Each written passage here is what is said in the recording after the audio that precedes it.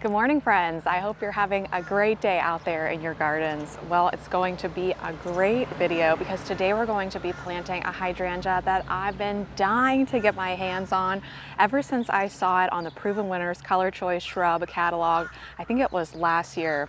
This is the Fairytrail Fresco Cascading Hydrangea.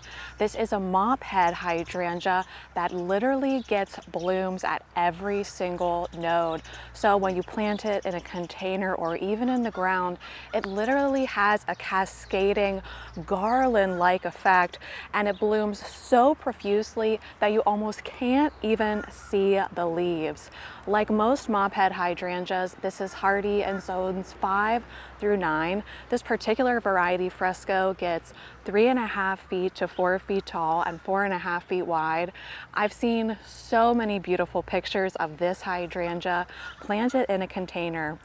All my containers are full right now, and none of them are in part shade, which is what this kind of hydrangea wants. So instead of planting it in a pot, we're going to try it in the landscape together. I've reserved a very special spot in the driveway garden for this. It's going to be right next to where you park your car when you come to my house, and I just can't wait to see this hydrangea covered in blooms, trailing all over the place, and really just to have this incredibly magical hydrangea in the garden. You'll see that it's blooming blue at the moment, and at my house where the soil is more acidic and aluminum is readily available to my plants, this will stay blue. If you had a more basic soil, it would be pink, but you could easily change that. But I can't wait to get this in the ground. But actually, before we do that, I want to plant up some blue corn and some pink corn. And we're even going to plant another shrub that's not hardy in my zone, but that is so beautiful, I still couldn't resist trying it. You know, even though I live in an Amish community where there is corn growing all around me, I still enjoy growing my own corn. And in the past, I've only grown corn that we eat, yellow and white corn. And there's so many wonderful varieties that I've tried over at Plain and Fancy Farm. I'll put all of my recommended varieties on the screen right here. But this year at my house, I want to try 2 new varieties. This one, let's see here. I'm using my old camera. I have to get used to the focus. We're going to plant this one today. It's a blue corn that you can grind down and use for tortillas. It's 100 days to maturity. And then this one, called strawberry popcorn, it says the ears are 2 to 3 inches long, and they have dark red jewel-toned kernels, and they can be used as popping corn or as ornamental corn in the fall. Each stalk produces 2 to 4 ears. So you might be wondering, Danielle, why in the world are you starting your corn in cells? And the primary reason is that I am not ready to plant these in the ground because I don't have that raised bed clear yet. It's going to replace the bed that's currently full of Lisianthus.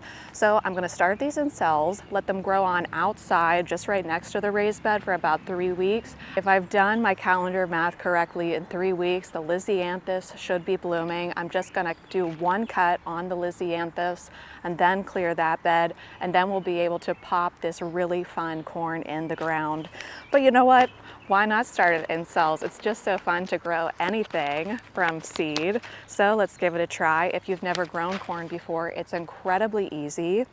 I grew tons of corn over at Plain and Fancy. I wish I had more pictures of that farm when I managed it. But I'll try to find what I can and put it on the screen. But I had one ginormous row of corn in the back. I was growing it in blocks. And I've done it here in raised beds. And what I like to do is fill the whole raised bed with corn. That really helps with pollination. Corn is pollinated by the wind, and that's why you see it being recommended to grow it in blocks. Also, I think it just looks beautiful growing in blocks, and also then it helps the corn not to fall over and stay up without any support. So what I'm doing is just taking a pen and making about a 1-inch hole in all of these cells. We'll do 1 tray of the blue hoppy corn and 1 tray of the, what was it called? Let's see, strawberry popcorn. I wanted to say pink popcorn. My grandma would always use pens and pencils to plant anything at her house, and she would do a lot of her planting in her basement. And I always remember that she had this mug full of pens and pencils next to her telephone. You know, it was an old rotary phone. And whenever you would go and pull out a pen or a pencil to take a note for her that someone had called, the front end would always be super dirty, because that's the way she started all her seeds. She always used a pen. And it's really great too if you want to make a deeper hole, like for corn or sunflower, something that goes down by about an inch. So let's do this strawberry popcorn first. Just pop one seed in each hole. I'm not going to worry about overseeding these. If one or two don't take, I can always pop a new seed in. It only takes corn about a week to germinate, and it's going to be 96 degrees today. The humidity is 95%. Is my hair like a complete frisball right now? I bet it is. I curled it for you guys today, which was such a silly thing to do because it immediately fell out and became all poofy. Hence the hat, right? Here's a look at the trays before I cover them back up. And now what I like to do is just pinch the soil right over the seed.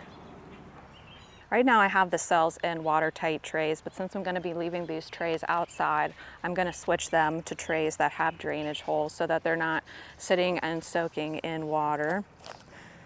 Like I say, the weather is going to be crazy hot, but earlier this week it was cold and rainy. I'm getting bit on my leg right now, which reminds me that I want to try and add some mosquito dunks into the rain barrel monthly this year and see if that helps with the huge mosquito problem that I have here.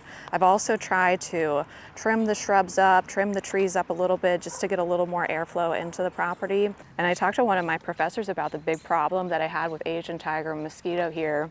And what he told me is that they can even reproduce in rotting trees, a rotting log that you have on your property, anything that holds even just the slightest bit of moisture, they can reproduce there. So it's not like some of the other mosquitoes where you might need a bowl of standing water or you have an old tire that's collecting water. I don't know. Let me know if you have Asian tiger mosquito and if you've been able to control it in one way or another. But I got rid of all of the running water on the property with the exception of the al fresco fountain. I'm changing that weekly, and I have the rain barrel. So hopefully by putting the mosquito dunks in there, we'll take care of the mosquito problem. So I'll switch these out to trays with drainage, but now let's go ahead and dive back in to hydrangea land. Now that we got that corn planted up, let's head over to the driveway garden and plant up that beautiful cascading hydrangea. Now these hydrangeas, like I said, are hardy in zones 5 through 9, so they are able to survive my winter here in zone 7. I never want to prune a mophead or a serrata hydrangea, and the Fairytrail mophead hydrangeas are in fact a mophead, so we never want to prune them. When you prune a mophead or a serrata hydrangea that blooms only on old wood, you essentially remove all of those blooms. And since a cascading hydrangea is going to bloom all along the stem at every single leaf node, if you would go ahead and prune that shrub back at all, you'd be removing all of those gorgeous flowers. So I think it's actually great to have this kind of hydrangea because you really just stick it in the ground, get it watered in well, get it established, and then you never have to worry about it again. You never have to touch it. You never have to prune it. If any bloom heads remain come next spring, you can just go ahead and deadhead the plant. But I did want to stand here in my hydrangea room where I'm surrounded by lots of different primarily smooth hydrangeas just to show you the difference. Every single hydrangea that you see around me right here, I can go ahead and prune it down in the fall or the spring, whatever my heart desires. So there is that difference. Panicle and smooth hydrangeas you can go ahead and prune. Mountain, serrata, and mopheads, you want to just leave them alone, deadhead if necessary. Okay, let's head over to the driveway garden and get planting. You might not be able to see it, but my husband's truck is right here. He has the first parking spot in our driveway. So when he pulls in and gets out of his truck, he'll be greeted with this gorgeous Fairytrail Fresco hydrangea. I'm choosing this spot primarily because it's part sun. It never gets direct sun at any point in the day, so I don't have to worry about the leaves scorching, the bloom scorching.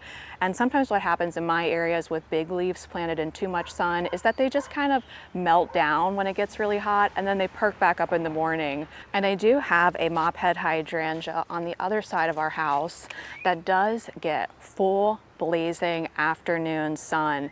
And that hydrangea is completely fine, but what happens is when it gets to be July and August and we're living in the 90s, once it hits mid-afternoon, that plant just sulks. The leaves slop over and it just looks like it's suffering. Every morning it bounces back and looks as good as new, but it does go through that cycle of melting down and bouncing back when it is planted in too much sun here in South Central Pennsylvania. I want to dig a wide hole, but not a deep hole, because hydrangea roots extend outward. Say I wanted to dig up this plant in 5 years, I'd want to dig out an even bigger hole and the root system would have expanded outwards, but not downwards. Also, the reason why I don't want to dig out a really deep hole and then backfill it with really nice loose soil or non-native soil is because then a lot of times those plants can sink, especially if you live in a climate like I do where we get a lot of rain. You're gonna have settling. So I never like to dig the hole deeper than the pot itself. So I just like to stick the plant in the hole and see if it's deep enough. And you can see that this plant actually hasn't even started to use the base of that soil, so I can take it out and see where the actual height is. And that looks perfect, nice and even with the soil surface, but you see now I can backfill with all of this soil. That's now going to be nice and loose because I've just dug it up. The roots are going to have a nice, easy time of extending outwards. I never add anything into the hole, just native soil when it comes to shrubs, trees, and perennials.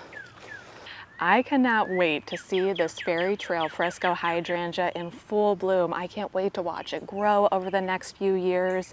The rule of thumb with any newly planted tree, shrub, or perennial is sleep, creep, leap. The first year it sleeps, meaning that you don't see a lot of growth above ground. The second year it creeps, meaning you'll see some growth, and that's when it's putting down a lot of fabulous roots for you. And the third year it leaps. By, I would say, 2028, wow, that sounds weird to say 2028, doesn't it? By 2028, this beautiful shrub will basically encompass this entire area, and I will be sure to share updates with you.